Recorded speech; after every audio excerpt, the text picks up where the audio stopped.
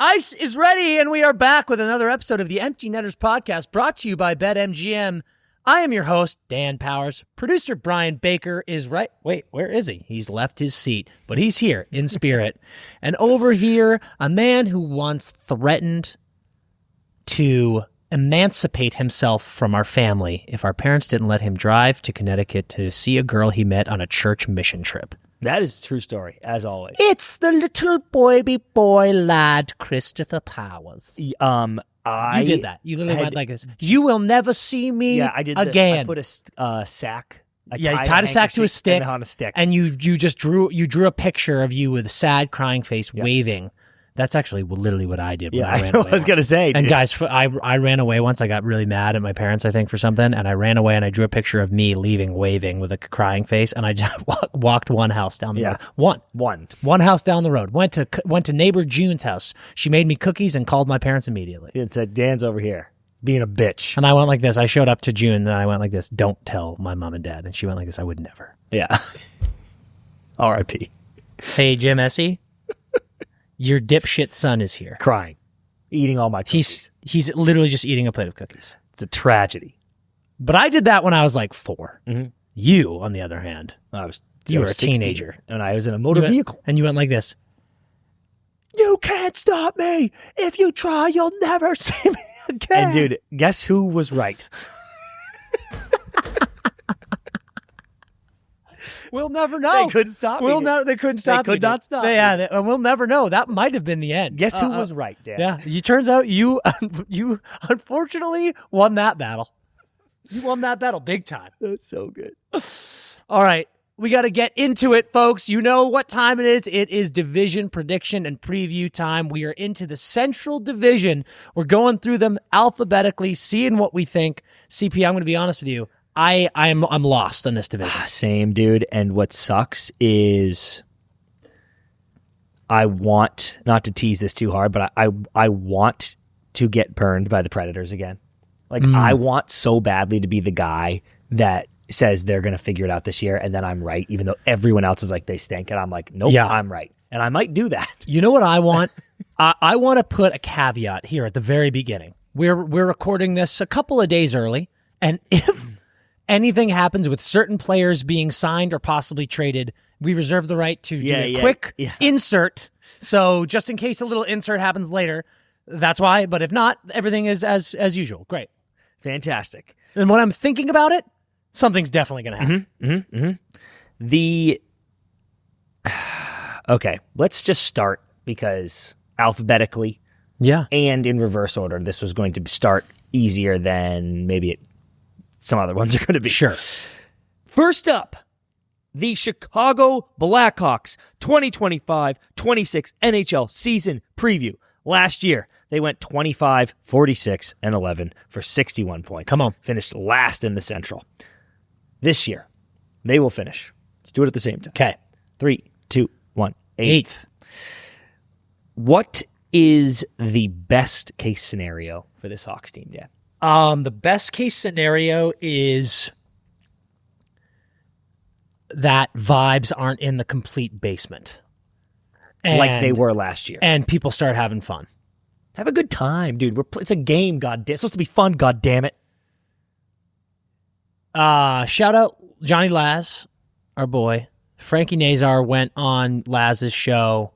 Laz had the balls to ask him about vibe. He was like, dude, people compare the vibes of the Sharks to you guys, say they're nowhere close. And Frank was like, let's talk about it, dude. Like, he was like, we got great vibes. And I love that answer from me too. I love him too, as the in every sense. And I think he's going to have a great season. I don't see much of a path forward for this team as far as improving in the standings other than guys taking jumps. Maybe Bedard gets better. Frank gets better. Yeah, we're on jump watch here for sure. We need it. I love the idea of Lev Shinov getting in here, start of the season, being an NHL regular. So yeah. Can I give you my best case scenario? Please.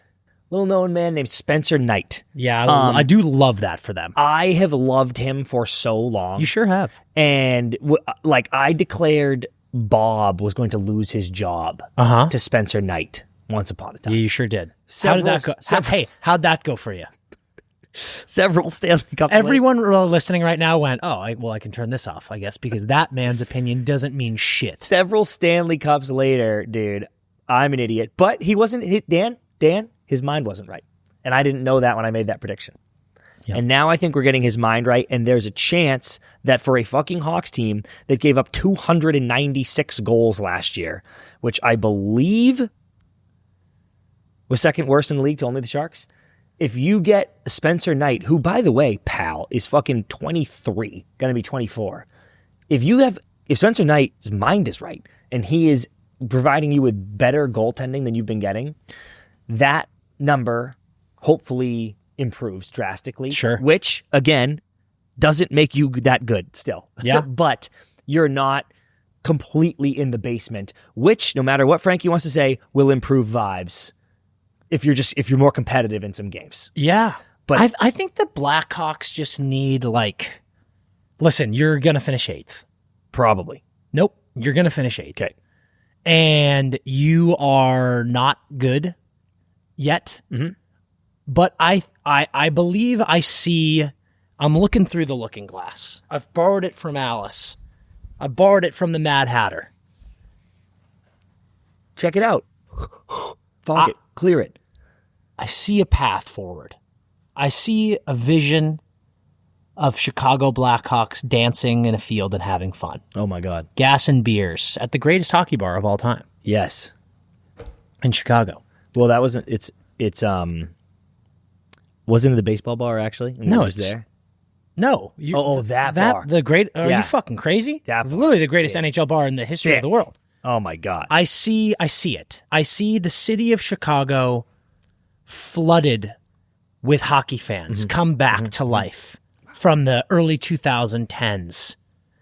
I see a new era. And I think they need to lean into it. Yeah, tip right over. I don't know if you saw, but today we're recording here on the 23rd. Connor Bedard rocking an A on his sweater in a preseason game. Very cool. Got people fired up. People's dicks are hard. Yep. Their balls are wet. Yeah. And I like it because... Oh, we got wet balls, dude. We got wet balls. You were saying damp dick. We were talking about damp dicks during Puck, and I go, well, who's a damp dick? And you go, me. And I was like, you have a damp dick, dude? Sometimes things now get you hot. got wet balls? Sometimes things get hot in the gym, dude. I'm sweaty down there when I get excited. Yeah, when you're fired up. And I think a lot of people in Chicago are going to feel the same. Yep. I see the path forward that is sort of what Philly's doing in lean into the kids. You got Uncle Fliggy there, and I love that, and you got Toivo, and you got Bert, and that's great. But I do just think, you've got Bedsy up there, you've got Levshinov coming in here, you got Frankie Nazar. They drafted Mason West last year. Oh, yeah. Aridina Prince, the quarterback. Yeah. I like what they're doing. Okay. I really do. Future's bright. I think we are far away, and as long as they acknowledge that, I think there's been too much pressure put on Connor Bedard. So agree. So many people in his fucking face. We're not seeing that with Mac and Smitty in San Jose. They're just enjoying the ride. Mm-hmm. So Chicago fans, just enjoy the ride. You got this generational talent. You got Frankie there too. You had 3 first-round picks last year. Yeah. You don't need to be in the playoffs right now. So just enjoy the ride. You won't be. Celebrate the kid, dude. Make him feel happy. Don't be like, why don't you have 100 points yet? What? He led the team in points last year. He did exactly what you needed him to. So just be nice to the kid. Have some fucking fun for once, and all of a sudden we're going to be vibing. And Dan, that's actually what I will say was what could go wrong. Yeah. Is we lose vibes. Whatever was happening, it gets even worse. Bedard is extremely frustrated. Hates playing with everybody, doesn't want to be here anymore, and you're back in the top 3 lottery pick, but things are unraveling. Yeah. That's what could go wrong. Yeah. Because otherwise, I think you're right. The baseline is whatever. Give me a surprise. Give me a Hawks surprise for their 8th place finish. Hawks surprise. Oh my God. I would love it to be Mason West coming into the league. That's absolutely not going to happen. Hawks surprise. I'm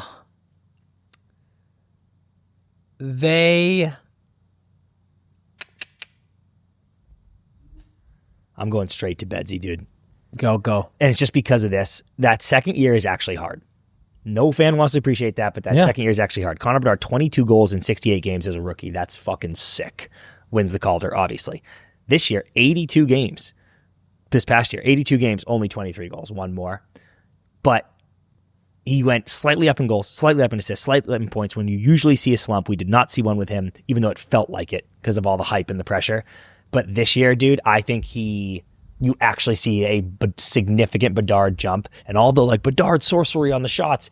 I actually do think it translates this year. Maybe not as much in points, even though I'd like him to stay as balanced as he has been with assists here. He's no Austin Matthews, but I think he maybe gets 40. I'm going to stick with Bedard.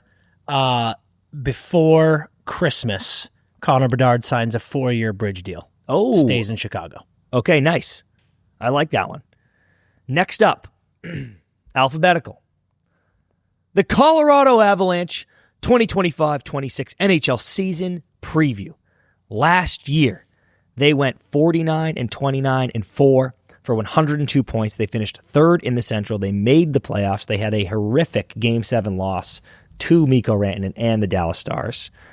This year, they will finish. Do you have it? Yep. First or second for me? You can go first. Okay, I got it. 3, 2, 1. First. Second. Oh, shit. This team has been awoken. Yeah, that's my fear This too, Dan. That's my fear too. Has the ice and the chill of the Rockies running through their veins. They heard certain critiques. They heard certain challenges to step up to the plate.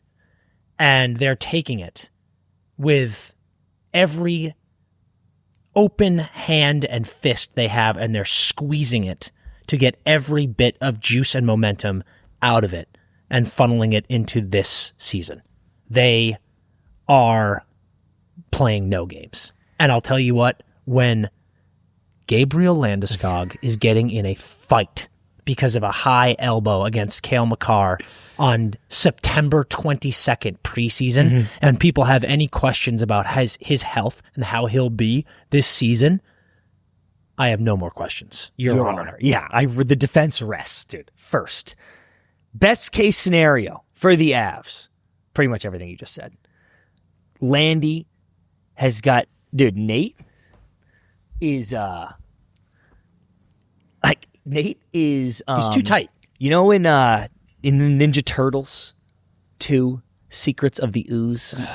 You brother, whatever you're going to say, you bet I remember. You know how Shredder and the Foot Clan put some ooze on Toka and Razor? Sure. And of course I do. And then they get cupped in cages and they're smashing shit, and then they go release them on the town to party. That is Nate every game. I genuinely believe that. Like, he's been caged up. They used to say that about the Miami mascot. They would cage him up for 3 hours before the game, and then they would unlock the door and he would skate out on the ice. Yeah. That has been Nate the last few years without any guidance. Okay? Listen, I do think there's an argument to be made that Gabe Landeskog is the most important captain in the NHL. Yes. And I think we've already heard guys say it. Yep. Our boy, Ross the Boss, he was like, it is palpable having the captain back. Like, it's... Because, Dan, they said that he's the only one who will chirp Nate. Yeah. Actually. And the only one, everyone's kind of walking, not in a bad way, because the team's in great shape, obviously, but you're walking on eggshells a little bit around the dog. Dude, Nate's a psychopath. Yeah, That's okay. They could clean your head clear off, dude. Right? So with Gabe there, you go, I think we're okay. Gabe's chirping him. Maybe I say something. And then Nate looks at me, and then Gabe goes, hey. Yeah. That was a good joke. And then you go, okay, everybody, more vibes or more chemistry starts to build a little bit more. Sure. You know? Stomping on those eggshells. Who cares? I'm very excited about this team. Yep. And I've been saying it for the past couple of days with certain things, hockey talk, questions on IG and Twitter and stuff like that, and there have been a couple Avs fans who were like, dude, you put us B tier. And I'll double down on that and say, you deserve to get pee-pee whacked for what you've done the last few years in playoffs. You deserved it. And we did it because not enough people are brave enough to do it. Yeah. I'm brave. Okay? You're right. You're welcome for how brave I am. You're right. How could I possibly be so brave to look a fan base that I love in the eyes and say, I am not going to crown you, sir. I'm not going to call you S tier when you have choked and underperformed. And I think that reality is what we're talking about. It's the juice that they need. And I'll tell you what, dude, I'm loving this team. I love to look at them. I love the wood shop in net. And for the first time in a long time, remove the Martin Necas. I think Martin Necas is staying here. I think it's just dumb, everything that's being said. Like, he's fine. But for the first time in a long time, I'm looking at 3 lines. I would argue 4 lines, but let's say 3 forward lines where I go, fuck yeah. Three wonderful. They're here. Mm-hmm. They know they're here. We got Landy. We got Val. Val's mind is right. Yep. And we've just got a team. We've got a team going into the season. And we have Devontae's and Kel McCarr. And this is the first time since the Stanley Cup was hoisted above their heads that they have gone into a season with Gabe Landeskog in the lineup, being the leader in the locker room every single day. That's best case scenario, that Gabe Landeskog can not only play at the level we expect him to, but also he is the shepherd of this flock. Correct. That is best case scenario, and the Avs win the division if that happens. What could go wrong is a couple things. I think there's two specifically. For me, I literally can only see 2 scenarios that go wrong for this team. What could go wrong for the Avs? 1. Well, I guess we're not talking health or what? We can with this specific situation. You know what? Let's not even say it out loud. Yeah, that. There is a health thing that could happen that would be, I think it would be very bad. Yep. What is your number 2? Number 2 is the wood shop catches on fire. Yes. And I don't think... That's exactly correct, Dan. We have the exact 2 problems. And you know what? Yeah. You don't want that with a lumber yard. No, because it goes quick. No, you do not want that with the wood shop. Save the women and children. Save them. Save the women and children. Save them. You don't want that. And I'm just here to say that the wood shop catching on fire is not out of the realm of possibility. What Mackenzie Blackwood gave you at the end of, or when he came over, I thought was, in the regular season, was excellent. Yep. Was excellent. I will even use that word. Playoffs, lacking. Playoffs tough beast, though. And I wouldn't say the playoff loss was his fault. No. By any means. But if he gives you regular season woodshed, you're fine. But that could go wrong. Yeah. I think those are the only 2 things. I really do. I think those are the only 2 things, and you really, really, really want to avoid both. Yes.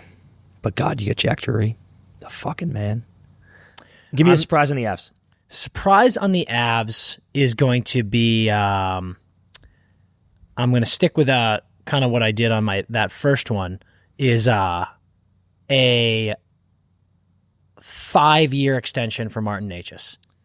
Okay, because I almost put in... Before the end of November, because I think they want to get the distraction out of the way. I really like that, because I almost went, that's a third thing that could go wrong, is if that just goes bad for whatever reason. There was that bullshit, like, he doesn't want to be here, and you're like, okay, we're losing control of this room. But I didn't say that. I didn't say that. I'm going back to, I had made this prediction somewhere. I forget where. I'm going back to goals again, Dan, and it's going to be a career high of, let's call it 28 goals this year. For who do you think? Career high 28 tucks, Ross the boss? Oh, yeah. Come on. And the Avs fans are going to go, did we just get 28 goals from our third line? Yeah. He was your best goal scorer last year. Correct. And then he got hurt. Give me 28 for Ross. I love that. First and second, we both think this team's going to be very good. I think this team's going to be very good, and I think we've been saying this a long time, but they're like, we got to go. Yes. We got to go. May I have a platform to deliver a message? No. I'm going to ask again. Yes.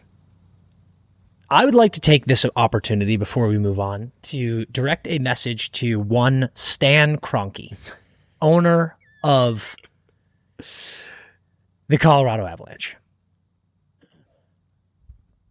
Hey, asshole. You have an NHL team that is in a Stanley Cup winning window. Has been. With 2 of the 3 best players on planet Earth on said team.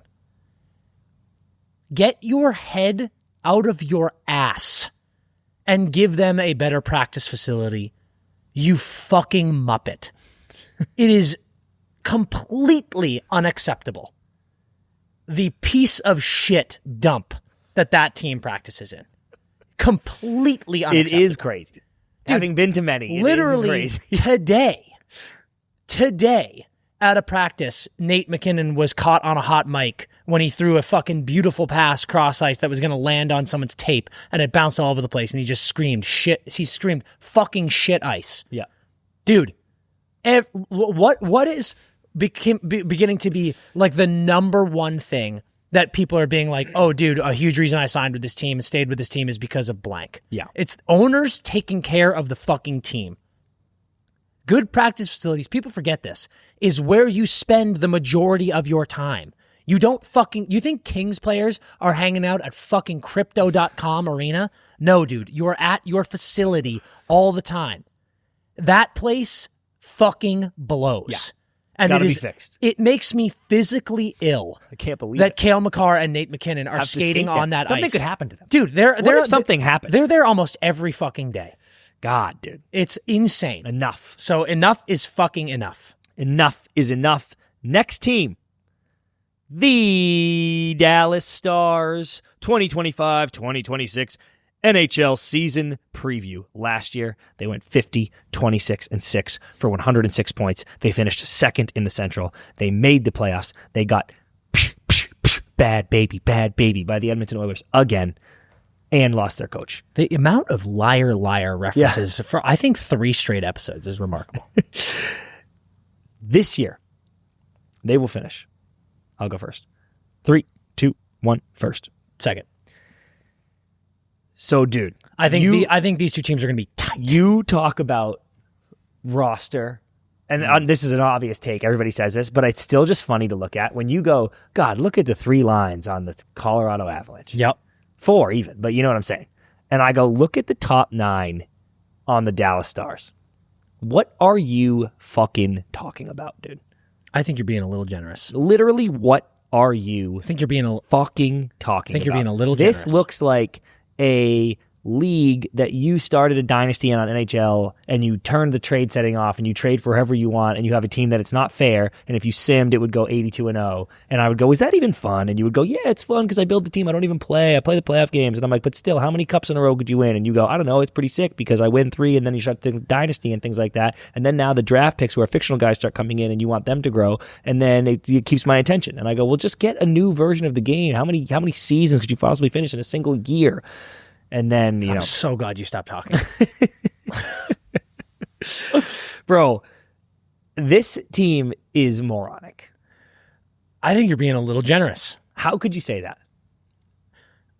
I could say it in several ways. I appreciate you saying your top 9 because as it currently stands, we might have an Olds line. We might have a Jamie Benn, Matt Duchene, Tyler Seguin line, and that would be awesome. Yeah. It would just be so fun watching those 3 go out and fucking bang around. There's a lot being asked of Sam Steele and Maverick Bourque on this team in probably the top 6. And I believe in them. I'm excited for them. But I think there's a lot being asked. Maverick Bourque is gross. You'd hope so. He had 24 points in 77 games or something last year. He's going to be tremendous. That gross. You're asking a lot of Sam Steele, but he showed insane flashes. Sure did. Playoffs especially, I was like, this fucking guy, Sam dude. Steele had a couple highlight moments in the playoffs. You know, like that. And by the way, dude, like they have to produce, sure, obviously, but they're playing with Rupe Hintz and Mikko Rantanen or Jason Robertson and Wyatt Johnston. I'm like, dude, just pop up. Literally pop up. Okay, and then may I speak to that though? Yep. I love this. I love this Dallas team. We're going to the airplane hangar this year. breaking news, if you will. And I've said it before, I love the D. I think Lan Bichel joining this D core was like that piece that I thought was missing. Because I think Lundqvist is great. Harley and Lindell and Heiskanen are fucking disgusting, obviously. Need them to stay healthy. But their D is fantastic, Otter's fantastic, and the forward group is great. This is my thing. And I know it's regular season, doesn't matter. You've picked them first, I've picked them second. They're going to be fantastic. Matt Duchene cannot lead your team in points. Agree. But like you hope he goes this high. Up. Full stop. Yep. Matt Duchene cannot lead your team in points when you have that group on your roster. What if he has 88 points next year? I don't care. He cannot lead your team in points. That's wrong. And he won't, but that's wrong. I will say I really appreciate the spread of scoring on this team. Like he had 88 or 82, Robo had 80. Amazing. That Trade him. Stupidity out the ass. Wyatt, 71. Rupe, 67. Harley, 50. Gross. Jamie Benn, 49, still doing it. You lost Marchment. That hurts. Mm-hmm. You lost Dadonov. That hurts. You lost Stankoven. Those were your 7, 8, and 9 scorers on this roster. Yeah. So my point of Steele and Maverick Bork is you guys kind of need to fill that space. They don't kind to. They have to. Sure. And like Sagan only played 20 games, had 21 points, and was a plus 15. So, like, I don't know how Sagan's feeling. He's getting a little bit older, but he's not that old. And I'm kind of like, Sags, stay healthy, buddy. Like, what's stopping Sags from doing a version of what Matt Duchene's doing? And what you're replacing, Dan, to be fair, in the Marchment Dadonov stank is 47, 40, 29. So I'm just saying, like, hey, Steele, hey, Maverick Bork, give me 47. I'm not being like, I need a 70 smart. I'm just like, I need 47 points. Yeah. And they're like, no problem. By the way, the Stars, it is actually so sick. The Stars, Avs, and Jets all tied the lead of the Central for most goals for. That's insane. That is insane. But, you know, they need goals, absolutely. But I didn't lose Wyatt Johnston and Jason Roberts. Yep. I lost 7, 8, 9. And I like the guys' chances to back that up. Agree. I do need let's get into what best could case go. Scenario. Yeah. Oh, best case scenario. Yeah. In my opinion, best case scenario for this team is Jason Robertson signs a long-term extension and all is right with the world. Yep. There's nothing that I mean, I just fucking said those guys, but like you do have on this fucking team Miro Heiskanen and Thomas Harley, and you have Mikko fucking Rantanen, Jason fucking Robertson, Wyatt fucking Johnson, and Rupe fucking Hintz on your forward group. You don't need any miracles here. Do we need and want Sam Steele and Maverick Bork to fill that role and get 40 to 50 points? Yes, we would love that. That feels very possible. It doesn't feel like best case scenario. It feels very possible. So for me, get rid of the goddamn Jason Robertson distraction and let all be right in Dallas. Best case, you're spot on. Best case scenario for me is they collectively, because we haven't addressed the coach thing. They bring in Glenn. They collectively go, we have a new system. Teams aren't used to us the way we play anymore. Glenn helps the power play. Not to mention Glenn spent the last 7 seasons with the Oilers being like, not that the whole season's I have the best power play in the world. But I'm like, he had a great power play. And I'm like, hey, dude, help us beat the fucking Oilers. Yeah. You know, where I'm like, the best case scenario is it's a new system. The team, Otter, which we'll get to, has rallied around this, like, boys, you want to talk window. What the fuck are we doing?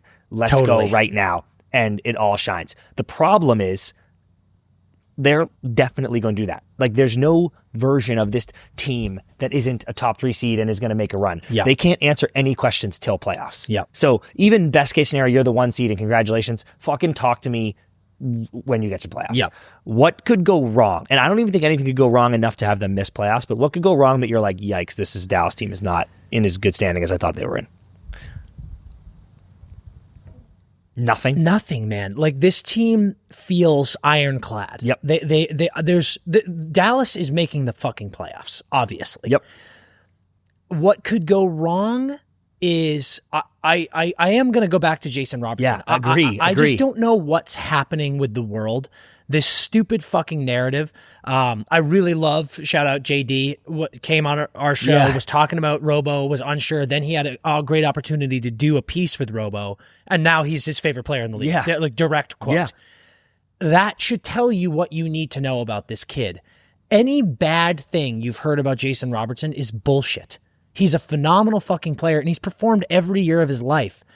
I would love a show of confidence, a sign that says, like, this is our guy who had 109 points a few years ago. He's had 80 points or more the back-to-back years. He's putting his body on the line. He played 82 games last year through an injury and then came back in playoffs, and he was the only guy scoring at the end when the wheels came off. Dude, God, that was awesome. What more do we want from the fucking kid? I think it would be bad after you've let go of DeBoer, you bring in a new coach, you have Rantanen, who is now, let's be honest, probably the best player on the team. Yes. Mikko Rantanen is a top 6-8 player in the NHL. You brought him in, and that is not worrying for a guy like Jason Robertson, but you're just like, you were the guy, you were the face. Mm-hmm. You now go and give this deal to Rantanen, and he signs this fat fucking ticket. Give him a fat ticket too. And go, you two are it. Congratulations. Like, what's interesting about them is Mikko signed for 12. Yeah. That's probably less than people expected. We were hearing 14 and a half, shit like that. You've got Rupe at 8.45, Wyatt at 8.4. I don't think Jason Robertson's asking for 15, even with the cap going up. If there's a world where you can get him at 12, figure it the fuck out later. Immediately. Dude, you're fine. You're locked for the next fucking 4 or 5 years. And I just like, I think it would make fans feel so good. It would make him feel so good. You've got to sign Harley eventually too, but like figure this shit out later, guys. Like it is what it is. Yep. The only thing I'll add on what can go wrong is, the olds fall off a cliff, and they would have to fall off a cliff. I don't think that's happening, but if you're like, dream up a scenario where this goes badly, it's what they're getting out of Sagan, Jamie Benn, and Duchesne is non-existent. And those are big numbers that you're now not playing, and you're like, oh my God. But that's not happening. Those guys are savages. Biggest surprise on the Stars? Biggest surprise on the Stars is going to be... it's not Otter is winning the Vezina, which he is. It's just not. No Stars fan is going to be surprised by that. He is winning the Vezina. Give me a. I think I'm going to go defense here. Okay. You know how much of a Bichel guy I am. Yep. But I'm going to say, give me the return of Miro, and we're going to get a 65-plus point season from Miro Heiskanen. Okay. What's his high? What's his career high? I believe 73. I'll look that up for you. I want that. Mine, while you're looking up, is what you just referenced earlier. Stars, 17th best power play in the league last year. Finished the year at first. Wow, I fucking nailed that on the head. 73? 2023, he had 11 and 62 for 73 points. Sick. Stars moved to a lethal power play, which at times they flashed in Game 1 against the Oilers. But Stars moved to the number 1 power play in the league this year. Oh, very cool. That's dangerous. Chris, that's sharp. Sharp. That's fucking sharp action. 1-2 teams right there. That's big stuff. Yeah. The next team is the Minnesota Wild. Last year. Legitimately, I almost feel like we have to wait to do this one. I know. That is genuinely how I feel. The Minnesota Wild, last year they went 45, 30, and 7 for 97 points. They finished 4th in the Central after a super hot start. They made the playoffs, gave Vegas all they could handle. This year they will finish, and I actually need a second here to think about this. Yeah. Because I got to decide right now if I'm going to fucking die on the goddamn Predators throne again. Which, do I want to be the guy? Am I a genius? Am I a genius? Do I know the truth? Because where does everyone else go, Dan? That's the problem. When you start putting teams in places, other teams have to go other places. And it just doesn't make any sense how they would do that. Because, God, look at that team, dude. You got to be kidding me. Fuck. What did the Wild finish last year? 4th. They did? Yeah, you just said it. You just did a whole thing. Oh, dude, this one might be the hardest middle, even harder than the Atlantic. Yeah, this is tough. This one's I'll give you that. brutal, dude. Okay, give me... Okay. Yeah? Ready? About fucking time. I don't even think I'm ready. That's what's We have to do it. I'll go first. 3, 2, 1, fourth. You're fired. And you're fired, dude. Well, you rattled me because you took my answer. I couldn't believe you said that. Well, I'm the guy that's doing the genius thing. yeah, you're fired. You blew it. That actually rattles me. Oh, wait. No, sorry. You didn't take my answer. Never mind. Okay. I actually thought I tricked myself. Okay. I just tricked myself. The Wild... By the way, if I had done this, you would be having a shit fit. yeah, correct. You'd be throwing things around this room like a toddler who wants to watch more cartoons. You piece of scum. You absolute rat pig. The Wild are 7th. That is, listen, you might be a genius if one, Kirill Kaprizov does not sign with the Wild, but that is crazy work. Dude, they are so good. And you also act like Kirill didn't miss half of an NHL season and they still finished fourth. Dude, and like didn't cool off that badly because they were rolling. They were the 1 seed. This remember? is crazy. The Wild are 7th, and I'll tell you why. Let me start with what could go wrong. I mean, you've got some splaining to do. Here's what could go wrong. I don't think Kirill is.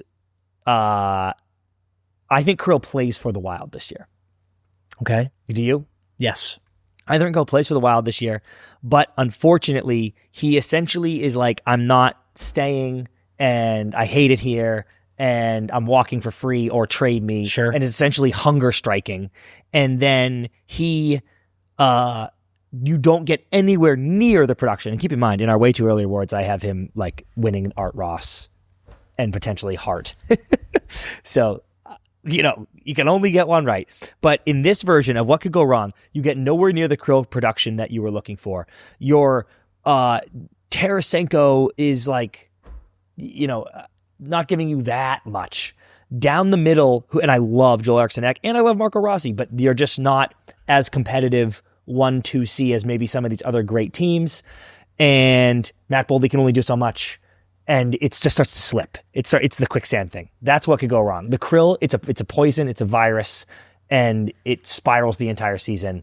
And there are actually other good teams in the Central. I think this is one of the dumbest takes you've ever had. You know why? Why? Because either Kirill signs, okay, and we're buzzing. Yeah. Or he's traded, and they get a king's ransom for him. When is he traded? It doesn't matter. I think it does. That's what I'm saying. I think they're going, Krill's on the team, he's unsigned, but we're going to get it done midseason. Yeah. And it's spiraling out of control. I don't think it could possibly bother them. Also, that could bother them. I don't think it will. I think that I'm looking at the people on this roster and they look like an unbothered group.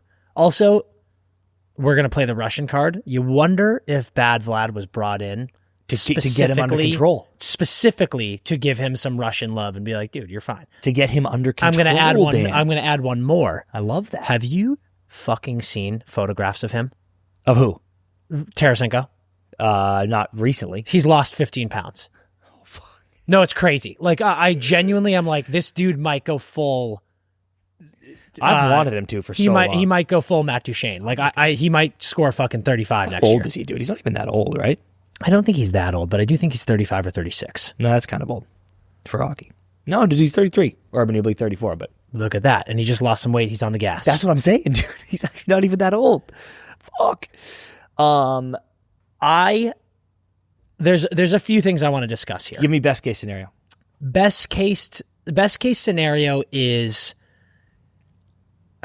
best case scenario is you sign Kirill. You sign Kirill. He's dominant. And you are exactly what you were at the beginning of last year. He's early MVP. People probably forget, win MVP. dude. You look at their numbers last year. You lost Kirill for half the year. You had Joel Eriksson Ek, your 1C, for half the year last year. You lost Hartman and Middleton for a good portion. You had maybe half a season of Jonas Brodin, who I fucking love. Yep. This team had like brutal injuries, and I'm really excited to see Eriksson Ek back in. The Rossi distraction is gone. Yep. I'm excited to see Jonas Brodin back. Dude, this defense, Brock Faber, Jake Middleton, Zeev Boyum, holy shit. Jared Spurgeon, and you have Carson Lambos and Zach Bogosian. You put Jonas Brodin back in that fucking group? Insane. And let me do you one more. People forget how well this team has drafted.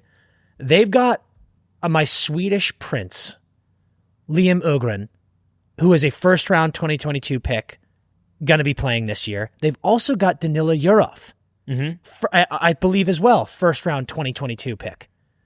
Ögren was point per game with the Iowa Wild last year. Like, they have some very intriguing situations, and Zuccarello has an injury right now. He's still on this. Zooks was sick last year, dude. I think Zooks, 54 points in 69 games. Dude, this team was a wagon last year. People forget that. What is their best case scenario? The 1 seed? Yeah. Like they can go. We are going to take they're down fighting Colorado, for it Dallas. For sure. Yeah. I think you're right, dude. I think you're 100% right. For they best were case scenario. ravaged by injury last season, and I don't think that gets talked about enough. Everyone just focuses on Kirill, but they were ravaged by injury. And if they can stay healthy and they can get Kirill, this team is like, they want to win the Central. Oh my God. They were primed to win the Central. The only way they, this is a team, this roster is so competitive that they should be in the mixer for an automatic bid if the Kirill thing is sorted.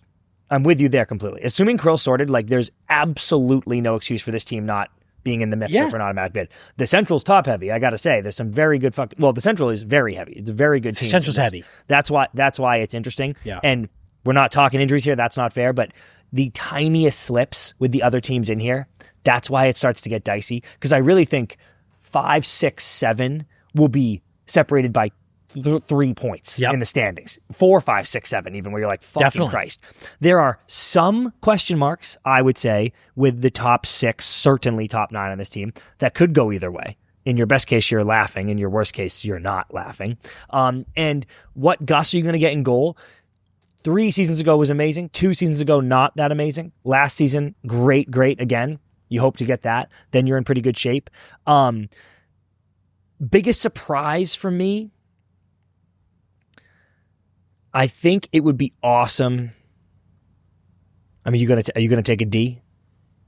Yeah, I am. Okay, then I want to take that from you. For me, then, I want to go Marco Rossi, because we have said on several episodes and mid-forums and everything how good I think he is and how weird it is that he's not appreciated more. Sure. He's going into his 24-year-old year. He just gave you a 60 burger in 82 games with 24 tucks, and I'm like, he's small. Can I help you? I'm like, who gives a fuck? Yeah, dude. So, and as much as I want him to crack the 30 goals, and I bet he will, I'm not even going to give him that yet, but I am going to give him a clean 80 points. That's sick. 40 points 2 years ago, 60 points last year. That is sick. Now here comes the 80. I lied to you. I'm not doing D. Fuck.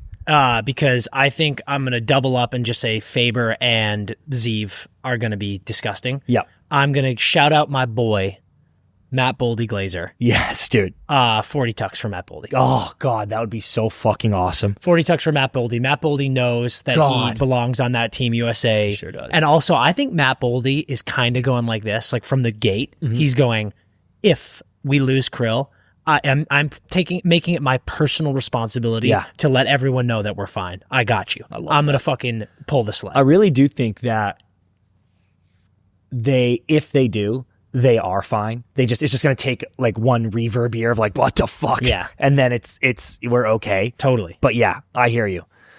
Okay. Was that 4 teams? Yep. Yeah. Let's take an ad break.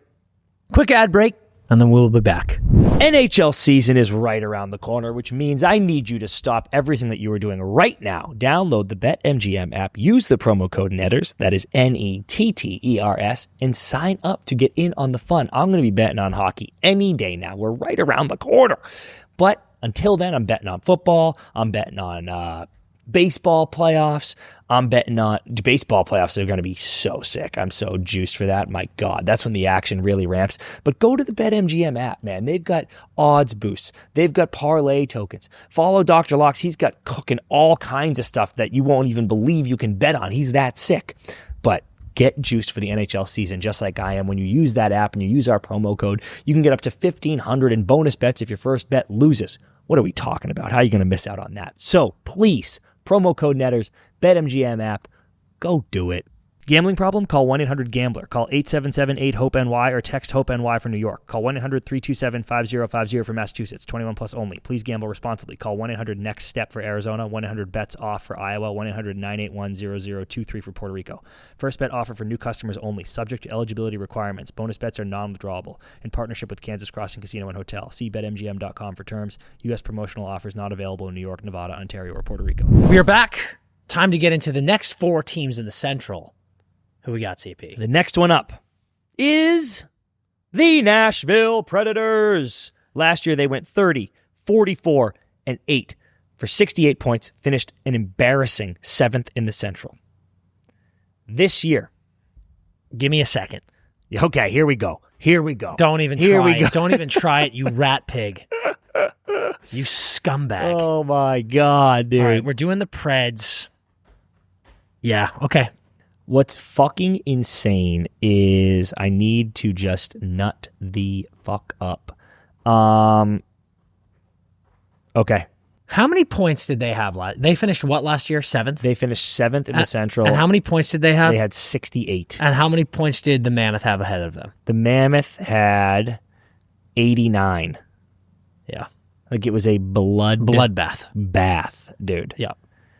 And I have to just put my fucking nuts on the table for Nashville, but I'm too scared to do it.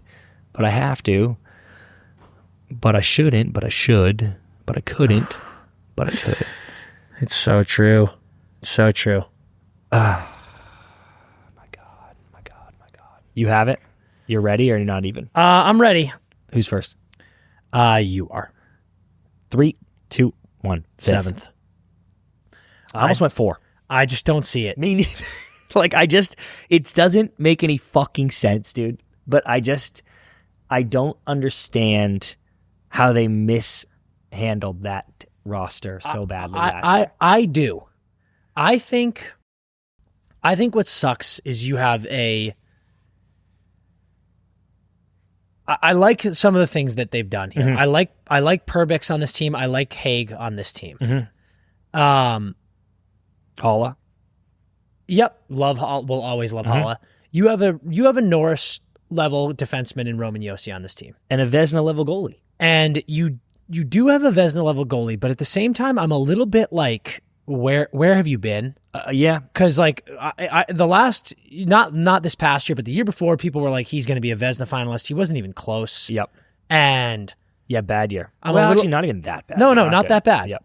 But dude, his run before this, like every year of his life, except for when he was every year of his life. Yeah, he's disgusting. Fucking, and it was so like good. They had Pekka Rinne, and then they were just like, "And you are in now, and you're disgusting too." And he was like, "He was just like, yep, I sure am."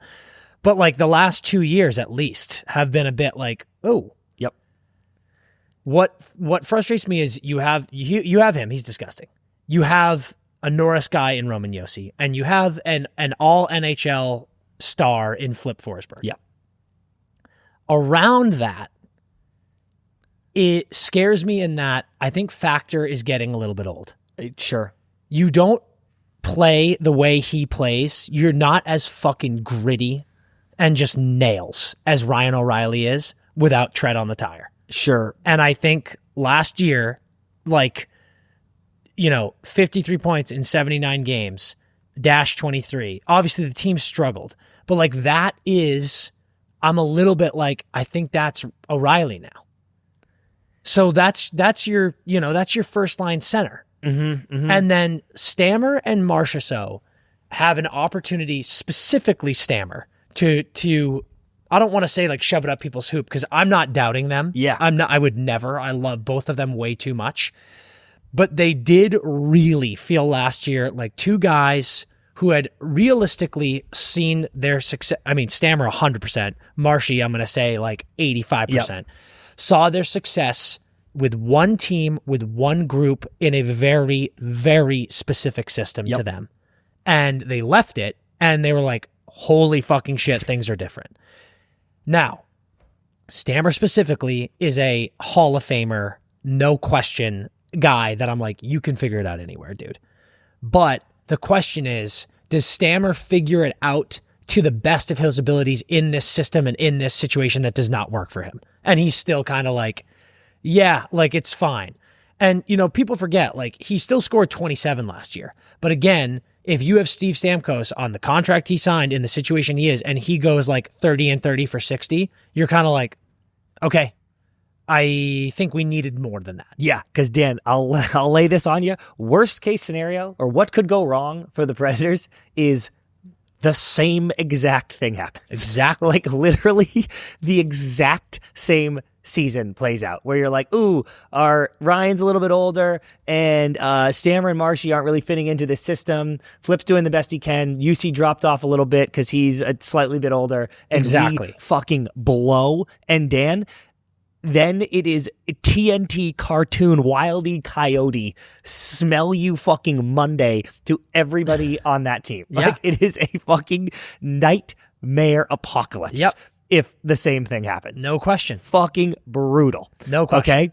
But, dude, I point your eyes in this direction, please, Dan.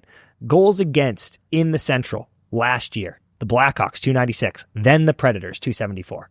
That can't happen if you have UC Saros and Roman Josi. Well, some of the other players it sure can, dude. Well, it literally just did, but I'm saying that cannot be an acceptable thing. Nick Hague is such a good addition, and I think Perbix is such a good addition there. Yes. So their D is definitely going to be better, barring any awful injuries. Yep. Then, can I keep going? Yep. Please. Point your eyes in this direction. Goals for in the Central. Yeah. Chicago Blackhawks, 226. Second to last. Predators, 214 last. Yeah. What are you fucking doing? Have you seen the Blackhawks roster? You guys literally scored less goals. And you have Steve Stamkos, Marchessault, Flip Forsberg, Luke Evangelista. Like, this is fucking insanity, dude. Yeah. There is a way because it just happened. There's black tea, there's green tea, and there's insanity. When I look and at that's this what's going on in the goal scoring department of the Nashville Predators. And I'm just like, there's no fucking universe this happens again. And clearly there is, and it might. But best case scenario is these guys it took a year. It took a year to gel, to adjust the system, to find the right line combos, and both of those numbers seesaw. But all of that is scary when you're talking about older guys. Terrifying. This isn't you signed two 29-year-olds. Yep. And whatever. It's like, oh no, I mean, what are they, 30, 34, both of them? They are 34, yeah. Yeah, no, it's terrifying. Like, that's it's terrifying. Scary. Yep. And then I think the other one, and I've been stroking this guy off since the day he turned 18, Luke Evangelista is a player that I have been obsessed with since junior days. And I believe Luke is very much in a situation where 10 goals, 32 points in 68 games last year, he's like, dude, I got to be way better. And you're going to get first-line minutes. I do like, they lost Tommy Novak. I couldn't believe that. He felt like a guy that was like, I was like, Tommy Novak is your guy. That's your second-line center. But now they've got Fedor Svechkov, first-round pick. This is going to be his first big chance. So there's just a lot of spooky stuff with this team when you look at it from a standpoint of what went wrong that you need to go right, like we keep talking about. Yep. There was a lot that went wrong that doesn't have as high yield and of high of a percentage of going right the next year as it does in other circumstances. And now also we keep talking about this like top six, what I just mentioned, Fedor Svechkov, and now you have Joakim Kemmel, two first round picks. Like where we didn't really expect this happening, the Nashville Predators, you now have three dudes in your top six that are first round picks of the last like 5-6 years that you're now like, you're incredibly important. Please be good. Yeah. Yeah. So you're requiring that as well as three olds in O'Reilly, Stamkos, and Marchessault to like get it going. Yep. And I think my big surprise is going to be, and I've been doing this a lot, but it's the Olympic year, stammers like, God, I got left off 4 Nations. I'm sure he's fucking pissed and embarrassed about that, but he's like, I'm coming for it. He's been point per game every year of his life since he was 25, I think, and even then they were just missing it. Stammer for me is back to nothing insane, but I think, point per game is insane in the National Hockey League, so yes, he's back to a point per game right around the 80 mark, gives it to you, and he is obviously part of my huge narrative that goal scoring comes back. What is a surprise, probably in the negative direction, that you think happens that they are still 7th? I think a surprise is like Stammer and Marshy are this. Yeah, they do this again. I think that would be surprising. It is, because you're like, we're fucked. Like, that's worst case scenario, but that my surprise is, not that I think it's going to happen, but like what we keep saying, what is the surprise? It's that Stamkos and Marchessault score like 40 to 50 points. And you're just like, oh, fuck me. Yep. Man, this one, I would say this, dude, I don't think there's a team in the National Hockey League that needs a better start than the Predators. Oh, I think if the Predators start, that needs it. If the like Predators we talked start about 3-7, it is like, night. Yep. I mean, people are getting fired. Yeah. Oh, dude, see you later. People are getting fired, and then I think we're seeing a frantic trading block. Yeah. More frantic than Pitt. Yep. But yeah, that's interesting. We talked about Buffalo. Mm-hmm. But that's not. I think the Preds have a higher ceiling. Like, if Buffalo starts like that, you're like, here we fucking go. Yep. But I could see, Detroit starting bad is like that's panic button. Yep, for sure. Bells are ringing. But Nashville, I'm telling you, dude, it is like, if they start poorly, it is all hell is about to break loose. Okay, the next team, the St. Louis Blues. This one is tough. This you are right. This is similar to the Atlantic. It's insane, dude. That this is a tough. Where did I just put Nashville? 5. Okay, and I put the Wild 7. Yeah, that was that was one of the more interesting decisions I've ever seen. I respect you, but that was crazy town. Okay, so there's always something crazy, Dan. That's the thing. There's always something crazy. The St. Louis Blues, 2025-26 NHL season preview. Last year, they went 44-30-8 for 96 points, finished 5th in the Central, and made the goddamn playoffs. What a run. This year, they will finish. Give me 1 second. Yep. And I had the Preds. Oh, my God. I fucked myself. I fucked myself. Yeah, you're in trouble, pal. I also want to be very clear, as I always am. Oh, my God. Predictions are not what shit I want talk. to happen. Yeah, it's not what I want to happen. It's not shit talk. I'm just like, I'm seeing what I'm seeing. 3, 2, 1. Wait, sorry. I literally forgot my number. Go. 3, 2, 1. 5th.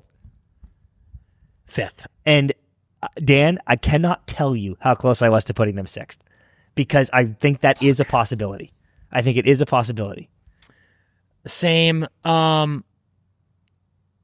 Here's why I think it's a possibility. What could go wrong? Okay, this St. Louis Blues team, I thought overperformed. I think they did too, and it's because they got 2 things happened. They got Jim Montgomery, who is a leader of men, and got more and more time with them, and they got 4 Nations Binner. Okay, now I would say they're going to get best case scenario Olympics is the same thing, where you have a full summer of Jim Montgomery. Yeah, you have a full beginning of the season of I'm trying to make the fucking Olympic team Binner. Right? So like best case scenario. You're going to get a healthy Cam Fowler and healthy Philip Broberg too. Yep. And like anything, dude, you got a taste of the playoffs last year. You want that so badly. You know what it takes both in the locker room now and with your coach. The Kyrou situation feels sorted. Yeah. You know, where I'm like, okay. You get Jimmy Snuggs up in here, which we're both super high on, obviously. Yeah. The best case scenario to me is pretty much the fucking tidal wave you caught at the end of last year that I was like, you can't keep riding that. They're like, we can. Watch this. I just paddled back out and caught another one. And they just ride it again this year. That's best case scenario and how they finish 4 or 5 for us in playoffs. Yeah. What goes wrong? So for me, I think there was a time where I think it was 2 or 3 seasons ago where we talked about the Blues back end. Yeah. And we were like, dude, holy hell, does this team need a trade? Like, they need to figure out a way to move bodies on that back end. And they did it. And I really like their back end. My fear is we see the resurgence of Cam Fowler on that Blues team. Yeah. Was awesome. out of this world. Yeah. And you have Justin Falk, who's a bit older. But my fear is maybe we see a regression with them. They have Logan Malo now. I don't know if that's U or O. Sorry, Malu. But he's great. I was a really solid prospect. I think drafted 31st overall. I just wonder if the defense slips. But at the same time, how many times have we seen Jim Montgomery coach a team like more or less beyond their ability? I know, dude. Especially in the regular season. And you're so right about the Four Nations spinner. Now you have Olympic spinner.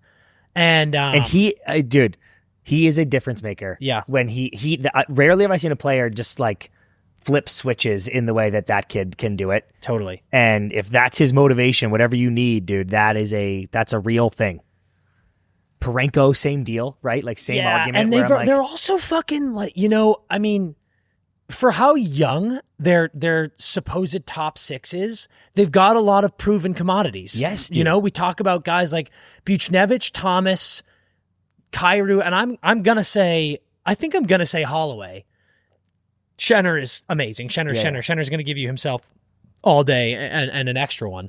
But I genuinely think all 4 of those other guys, I'm like, yeah, you're proven at this point. I know what you're going to do. So now it's Snugs. Like Snugs with Thomas and Buchnevich, is he just going to be a fucking laser rocket shot assassin? I think probably. So, yeah. I think this team's pretty good, actually. I think they are. Like they were good last year. They third least amount of goals given up, I think. Monty is such a good coach for them too. And obviously we were blessed to have Monty on the pod this summer. If you haven't listened to that, go check it out. But the way he talked about them was just so calm. Mm-hmm. It wasn't like, oh, dude, we're fucking fired up. We're this, we're that. Like he was just so level-headed that it makes me feel like their whole group is level-headed. Yeah. So, I have to put them 5. Give me a huge surprise that Blues fans are going to lose their fucking minds about when they hear about this shit. I think I could see a monster Philip Broberg year. Yes. I think Broberg was on a good pace. He had 29 points, 8 goals in 68 games, went down with a tough injury. Mm-hmm. I love like a 45, 50 point season from Philip Broberg and becoming you're a number 1 guy on this team. Yes, man. Wow. I really like that. I love the idea too, CP, of Broberg and Parayko together. That if Broberg becomes the offensive player that I personally think he can become, you have a situation where you have Broberg playing with the counterpart that everyone like that needs, right? Like Parayko is so good and he's so solid. So the idea of being like Parayko locks it down on the right, Broberg locks it down on the left. That's your Kale and Taves. That's your good 1-2. I have such a impossible to define surprise. Okay. But I think you're going to believe it. And this comes from the Monty Pod too. What the culture that existed within that Bruins team that Monty came into, certainly, but then he even said, I saw it slip away and I didn't do enough to fix it. And I realized how important it is. I think this team is going to have that. They're going to be the Washington of last year, the Blue Jackets of last year, where they're like, who's having more fun than the Blues? Yeah. Who's having more fun than that fucking Blues team? That's what I feel like you're going to be emanating from them all year, which is what's going to push them all the way into this. I love that. But this one was a tough one, dude. Like, that is what an interesting team this is going to be to watch. No doubt. What varying predictions. No doubt. Okay. Next team. For the first time, officially. True. The Utah Mammoth. 2025-2026 NHL season preview. Last year, they went 38, 31, and 13 for 89 points and finished 6th in the Central. It's a tough 6 at 89 points. I know. Like, Jesus Christ, dude. Like, let me look at the Atlantic again. 6 of the Wings, 86. 6 Islanders, 82. 6, Ducks 80. Yeah, 89. That's the most points for a 6 seed. Very tough. Finish 6th in the Central. This year, considering where I know we both probably have the Jets, I think we almost have to have this at the same spot. This year, they will finish 3, 2, 1, 6th.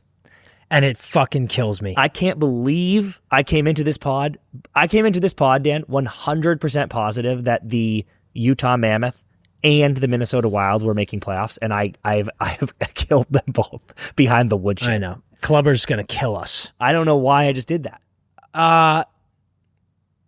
This team's so Look at their lineup. Great. How could this team miss playoffs? I think What could go wrong? what could go wrong is defense and goaltending. But their defense is money, dude. I don't think it's money. I think They made so much work. Of the last 2 seasons, the people they've brought in are awesome. Yeah. I mean, Like, listen, it is money.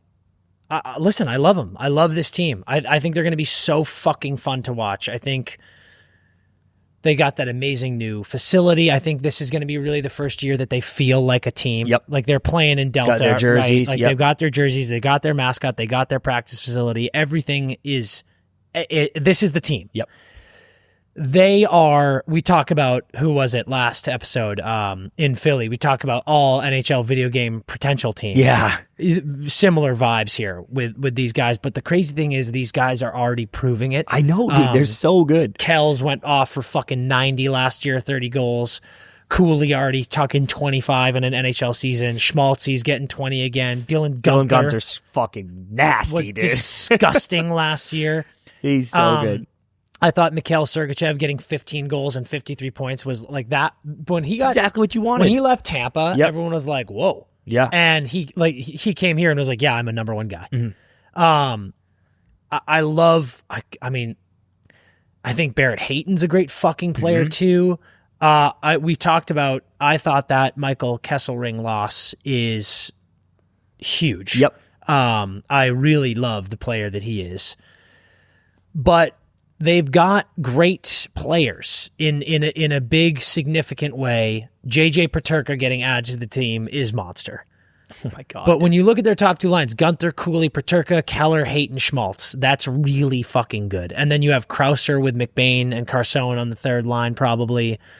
You've got good depth guys and guys like Stenlund and Tanev on the 4th line. But to me, it's Sergachev's great. Yep. I think John Marino's great. I think he's really solid. Healthy Jersey. Is he a first pairing guy, though? I don't know. And then you've got, healthy Jersey with Ian Cole. I like the 2 of them together. Yep.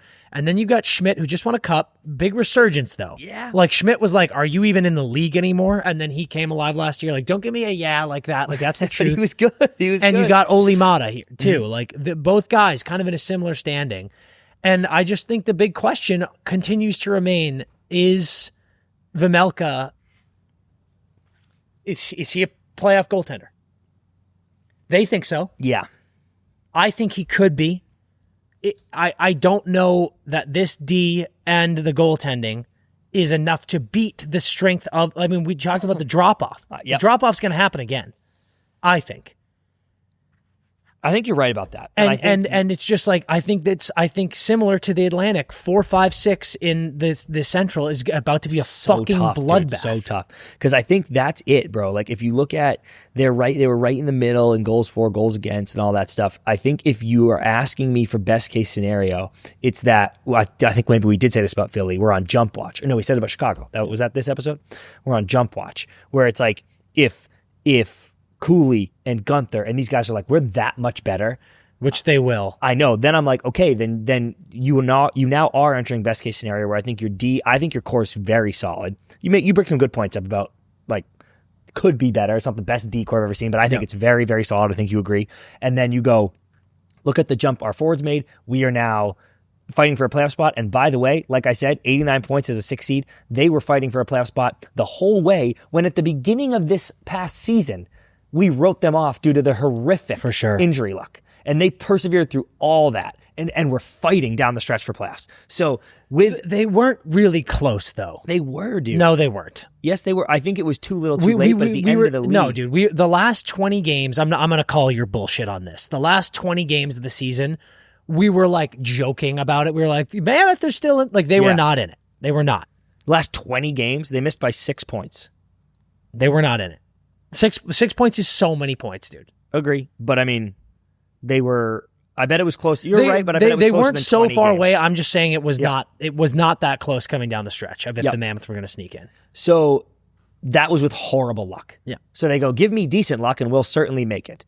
What could go wrong, and we're not counting ever bad luck, is I think you're right. It's the back end. I think they give up too many goals. They give up too many goals. Yeah. These guys, I have zero doubts about any fucking human being on that forward group. They're going to get their points. I think they play well together. They're going to continue to play well together. There's not too much turnaround. Like JJ Peterka is really just like, that's the addition into them. And I'm like, that's amazing. Well, that's awesome. Yeah. You also, like Sergachev and Dursey, healthy, hopefully. But I do think what could go wrong is they give up too many goals. And they lose tough games. Yeah. A ton of people are super high on this team to make playoffs, and you can see why. 100%. And I want it, dude. It's right there for you. Playoff hockey in Utah, fucking gas. Is there anything to the name change? Giving them a boost? Or bumming them out? Absolutely not. Some people like Hockey Club. You're talking about Durs, dude. But I think when Durs saw the logo, we'll talk to him, but he likes it. I think if anything, it's the opposite. Like I think there's something. Get a bump. Dude, it's like when you move to a new city and like you've got a place, but you haven't really hung anything up yet. You've really got your bed set up, but nothing else. They've hung shit up now. Yeah. They've got wall art in the place. They've got the things that make them happy. They've got a candle that smells like their hometown. Smells like Hockey Club. They're settled now. Yeah. Like this team is in fucking Utah. They are the Mammoth. They've got their sick facilities. Like they're home. That's another good point. Not just the jersey, but like they're home. Been here for a minute. Yeah. I'm not wondering how to get to the rink. I'm not GPSing the rink anymore. Like I'm sure a lot of guys bought homes. Like I'm sure before a ton of these guys were, they had rentals. These guys are settled. They might be four, dude. And we also, we stroke off Carolina with some of the contract work they've done. They've got JJ Peterka, Clayton Keller, and Dylan Gunther all locked up until at least 2028 for under 7.7 mil each. Crazy. Or 7.7 or under for each. They've got Sergachev at 8.5 till 2030. Yeah. They've got Dursey at 6 till 2028. Like they have great contracts on this team. They're building something. They've got great contracts on this team. They've got cap space right now. Like, they are in a very good way. Yeah. Fuck. They might be four. The middle there, and I'm including who'd you have 7? Preds? Oh, yeah, so you're probably lower on the Preds, but if you believe me, I'm telling you, dude, the Wild, the Mammoth, the Blues, and the Preds is going to be a fucking murderer's row of teams. And I would even entertain this next team slipping into that mix. I love it. Which will be the Winnipeg Jets 2025-2026 NHL season preview. Do we have them the same? I think so. Yeah. Last year, they went 56-22-4 for 116 points, finished first in the Central, won the President's Trophy, and made the playoffs. This year, they will finish 3-2-1 third. I think this is the most important season in the Winnipeg Jets franchise. Wow. I'm not kidding. What a tease. I really, really do think that this is like a monumental year for this team. Go on. Last year, well, let's call it how it is. Yep. The last 2 years and Connor fucking Hellebuck's performances are devastating for what this team is. Yep. And I will add, I'll say that with love in that you may not believe it, Jets fans, but like I don't know why I'm saying it like that. There's a couple who have gone crazy on us. Dude, I love this team. The Jets are cool as hell. We are huge Kyle Connor fans. We're huge Josh Morrissey fans. We obviously AI is a good friend of ours. Yeah. Like, dude, I love this team. And I am such a proponent of small town teams. And it doesn't get really much smaller than Winnipeg, dude. Like, Winnipeg is fucking up there. It's a crazy chuck. It's a cold city. You've got awesome fans. Sneaky fun as hell, I heard.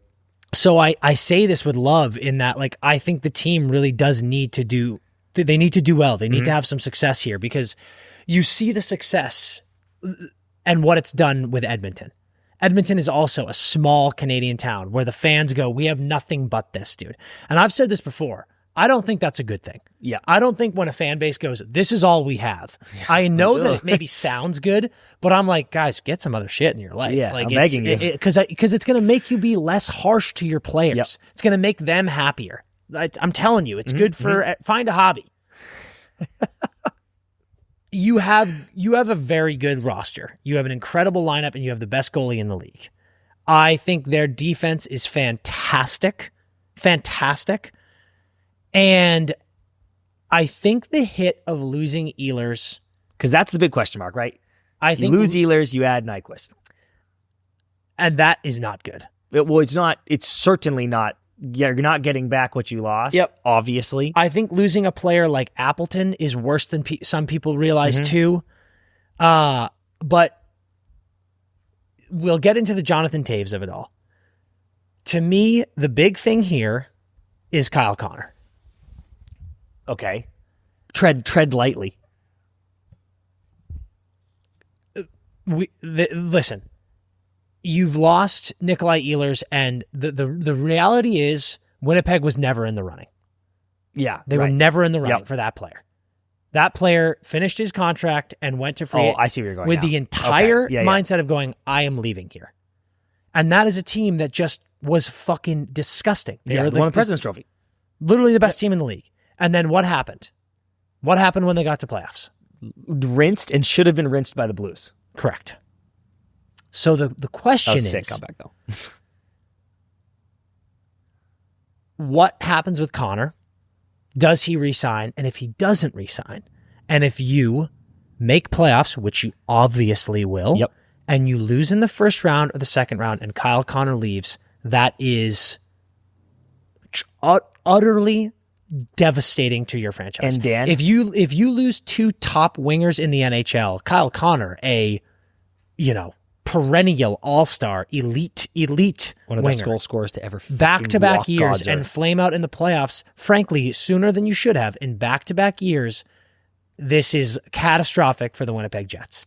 So I think this year is like monumental. And Dan, if you and I are right and they finish 2 or 3 or whatever, or 4, you're now catching, like, you don't get the luxury of, I'm the 1 seed and I'm playing the Blues at home. You're playing at Colorado or something. And I'm like, have fun with that. Dude. but at the same time, dude, I think I picked 3 because I think a lesson learned here is, dude, you can't ride Hellebuck. Like, I don't even know if that's what it is. I think Hellebuck would be like, that's not what it is. But Comrie is good. Play more of a tandem. If you don't win the fucking Presidents, it doesn't matter. There's also part of me that's like, I don't care about home ice for this team. Like, it is what it is. I just think that you need to figure out something that makes you go further in the playoffs and that keeps your players around. And listen, we almost saw this a couple years ago with Scheifele and Hellebuck. Yes. They were up at the same time, and people were like, they're not signed, and they signed. So there's nothing that says fucking outdoorsman, born in the cold, live in the cold, elite assassin Kyle Connor doesn't obviously just resign. I'm not sitting here saying he's not going to, but I'm saying it is almost October. He is up for extension. He has not signed. And we haven't heard a peep about it. Dude. And I would even argue that Hellebuck being American is a good feather in the Connor cap. Because it's not like just Scheifele. Definitely. Signing, I'll stay up here. Definitely. But Hellebuck's like, I'll stay here. Yeah. Kyle Connor, you got to keep him though. Here's what, also Lowry's hurt. But we'll be back. Yes, Legend, but he'll be back. What could go wrong? Kyle Connor situation, everything you just said. Not only for the future of the team, but for this season's team. I think that's legitimately the only thing that can go wrong. This team feels ironclad to me as well. The only other thing I'll say though, Dan, is plus 86 goal diff last year for them. Most goals in the Central, least goals given up in the league by a mile. That you would assume finds the mean a bit. I don't think so. I think it'll go down if they stick to the plan of what I'm saying is don't ride Hellebuck like crazy. Then it will maybe go down a little bit. But dude, look at their D. They're so good. Yeah, I guess it's not wrong, but that's something I have an eye on where I'm like, I highly doubt that's going to happen. It's going to go down, but I just don't think it's going to go down to the mean. It's going to go down a little bit. Like their D is fucking insane, the D is and so they're potentially adding mind right, body right Buddhist monk king, Selkie, Jonathan Toews to the group. So this is my best case scenario. Best case scenario, dude, Johnny Toews, like you said the other day, turns into a 25-year-old. I forget why we picked 25. I think the ayahuasca took him back in remember time. it was the better year. It was the better year he had. Yeah, but why did we say 24 or 25 in the first place? I think I was just a we said shot in the dark. ayahuasca. I just think that Yeah, ayahuasca. his body was a He's 25-year-old. in the body of now a 25-year-old. 76 games, 28 goals, 40 assists, 68 points. Yeah. The best case scenario is if you get 68 points out of Jonathan 25-year-old Johnny Toews, take Toews. back everything I've said. The Jets are the 1 seed. They are winning the President's Trophy. They will win the Stanley Cup, and they will not be beat. They will not be beat. No. Best case scenario is you get Hellebuck. Hellebuck likes to be ridden like a fucking horse. He doesn't give a shit. You have 25-year-old Jonathan Toews. Kyle Connor signs an 8-year ticket for $5 million AAV because he goes, I love it here so much, I want to stay forever. And Nyquist, dude, Nyquist turns back the clock because he's an old head, but he's not that old. I think 2 years ago, Nyquist, Dan, 2 years ago, 75 points in 81 games.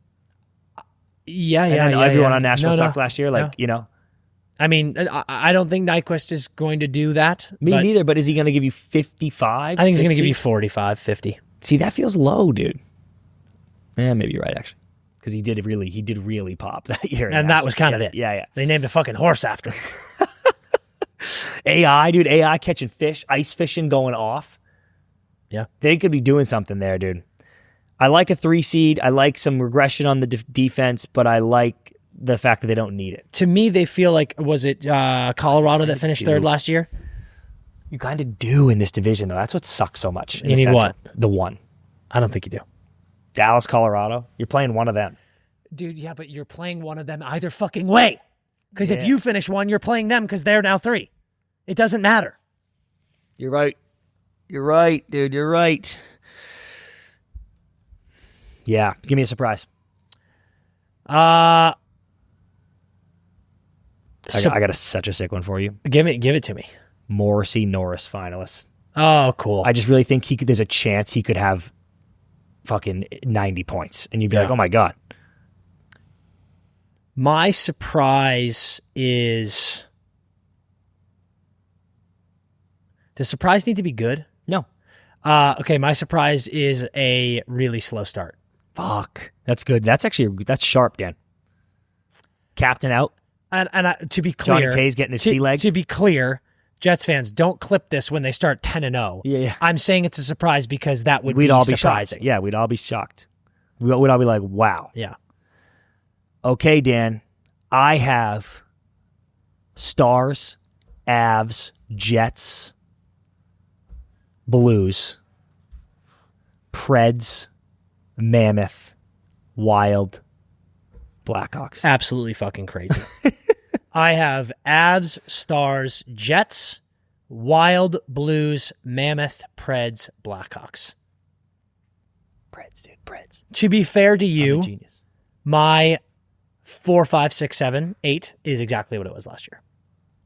That's what the standings were last year? Like I didn't get that creative. And dude, just like that shit never happens. You know what I mean? Like Ever. I think the Wild are awesome. I think Kirill could win Hart. And I would love that. I love Minnesota hockey. I want to go back there every chance we get. Just every now and then something insane happens. I know. And I'm like, maybe the Kirill shit is weird. You know, if you're trying to pull at a thread of like what insane things could happen this year, maybe the Kirill shit. Maybe Dallas shit is weird. Maybe the Dallas shit is weird. You know what I never mean? know. Like something weird is going to happen. I promise you that much. You never know. All I know is I love these episodes. We are back, and now we're going to hit you with a Beer League hotline. Baker, what do we got? We've got a guy in our league who is known for always trying to stack his team with ringers and new guys. It's recently come to my squad's group chat that this guy has been paying league fees to have the new studs play on his team. We do play in the top division, but still think this is a wild move for Beer League. Thoughts? If you ain't cheating, Bro. you ain't trying. You just mad that this dude has deep pockets and he's willing to pay the ultimate price to make sure he gets the best ringers in Beer League. I've got zero problem with this. Zero. You know what? I didn't even know this. It's so insane that this just came through because I don't even know if you know this. 2 guys on one of the teams we play on got offered money to go play on a different team. Come on. And then said, no, I'm sticking with the boys. Wow. That's special. That is special. I know you were being hyperbolic. I was not. I meant every single word that I just said. I actually hear your point, but I can't believe in practice you would behave this way, because if somebody was like, hey, dude, if one of the teams in our Wednesday league was like, hey, dude, I'll pay your dues, come play with us, and you went like this, okay, I would be like, you are a gut maggot with no guts. But that doesn't sound like what's going on. He's paying people he pays the league dues. But he pays for ringers. I don't think ringers implies you're snagging dudes from other teams. When new guys enter the league, he goes like this. They go, who are you going to play for? You're in the draft skate. And he goes, well, if you play for us, we pay your league dues. Oh, yeah, I would do that in fucking heart. Yeah, and you're a gut maggot with no guts. No, presumably, I don't know anyone in this league. This is the tryout skate. Yep. If someone's paying my dues, I'm paying for that team. I don't know anybody anyway. You don't smell a rat, dude. You don't go, you are a loser. No. I smell a guy who's willing to do anything to win. I smell a championship. I smell a guy. I smell beer. I smell beer being poured on my head in the locker room. You know what this is no different from? All of these owners paying for immaculate training facilities for their NHL teams. This is Ryan Smith building a state-of-the-art facility in Utah. And I go, love that. Okay, you haven't won me over in terms of I'm on your side, but I see the logic, but I'll tell you what, and I know what your response is going to be. It's going to be while I'm down 8-0. But while I'm down 8-0 to this other team, the amount of chirping that I would be doing, that I'd be like, this is fucking beer league, dude. I'm so glad you guys have purchased a team to win. Congratulations. Yeah, and again, sure. I know you'll go, it's 8-0 and we've won a Ha, ha, ha. I don't give a fuck. It's not fun, you just get up to me and go like this, oh, did you get your dues paid for? And I'd go like this, yeah, it's pretty awesome. It's great. And you'd go, and I'd go, I bet you wish you did too, but you're too much of a fucking plug to get the offer. Do you think that it would be fun every week when you guys win? You guys win 10-0 every week, and you're like, yep, that one rich guy pays for everyone's dues. We haven't been scored on in 3 months. What a skate I'm getting in. This is awesome. If that were happening, no, I don't think that'd be fun. I think it'd be incredible. Best night of my life. Best night of my life every week. If that were happening, yeah, I think then you're taking it too far, but I doubt that's happening. You think it's competitive? You think it's a really good game? Yeah, how many ringers are you getting every single tryout skate? Can't be that many. Well, every new guy joins their team. Be amazing. I wonder how deep their team is. How rich is this guy? Who is this guy? I don't know, but I love him. I need to get him on the phone. If you're curious, being the new co-GM of a team, give me a call. No, because we're going to get kicked off the team. Every new guy that comes in, I'm already on the team. Them, dude. I think I have a few shakes before I get the cut. I'd get a few good seasons in there. Yeah. I'd get the axe, and I'd go save a lot of money. I'd go reap what you sow. 2-3 seasons, save a lot of money. Yeah, it's fantastic. Worth it. God damn. Okay. Oh, beautiful. Let's do a Bauer Hockey blind ranking and get out of here. Baker, this time, Dan, we're in the middle. We're in the thick of our division previews. We are miss for everyone watching on the camera. That was a miss. Baker jumped in and blocked it, dude. We are blind ranking teams that missed playoffs last year, and we're ranking their chances to make this year. I wish we were ranking them for how bad they are. We're ranking them for how bad they are, how much of a joke they are. We're not actually doing that. No. Their chances to make. All right, teams that missed chances to make playoffs. The New York Rangers. Shocker. This fucking guy. Pretty good though, actually. Yeah. I think it could be 1. Nah. Yeah, it could be 1. Shut up, dude. They have the best chance, Dan. The teams that missed playoffs last year. I like 2 here though. 2 or 3. You are gonna 2 or 3, he says. He slips into 3 as if I wasn't fucking listening. What are you're being a bitch, dude. You 2. just want to do 1 and it's make 1. Everyone happy. No, it's not. 2. Have you been taking no notes from Baker, dude? Just shut up. 2. Boston Bruins. 4. 3? Could be 3. Could be 3, but could be 4. Now that I think about it. Actually, it is 4. It could be 5. No, dude, it could be. Oh, listen, all these healthy guys, it could be 3. No, it's 4. Okay, 4, but it could be 3. It could be 3, but it could be 5. Buffalo Sabres. You had him actually okay, dude. You had him okay. You got to go 5. Did you just make us do Boston at 4? Yeah. But you cannot go 3 here, dude. I just think that you are forgetting that there are some bad teams. There are, but there are also some good teams. All right, 5. Detroit Red Wings. 3, and I feel pretty good about that. Baker. You remember that you have to have your order set. He does. He has it locked. You can't just be a fucking twat. He has it locked. He has it locked. I don't know how good any of these teams are. Come on. Red Wings at 3. Red Wings at 3. Come on, who's Baker. number 1? Come on, Baker. Calgary Flames. That's actually. I don't hate it. Should have been 1.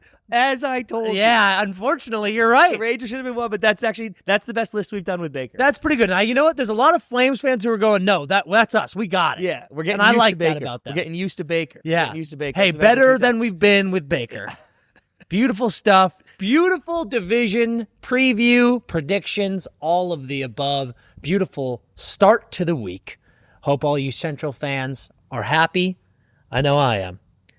Can't wait to get back into it with the Pacific Division on Thursday. Until then, folks, we're getting close here. We're getting real close. So we've got that new merch coming out. Subscribe to the YouTube. Make sure you're not missing anything.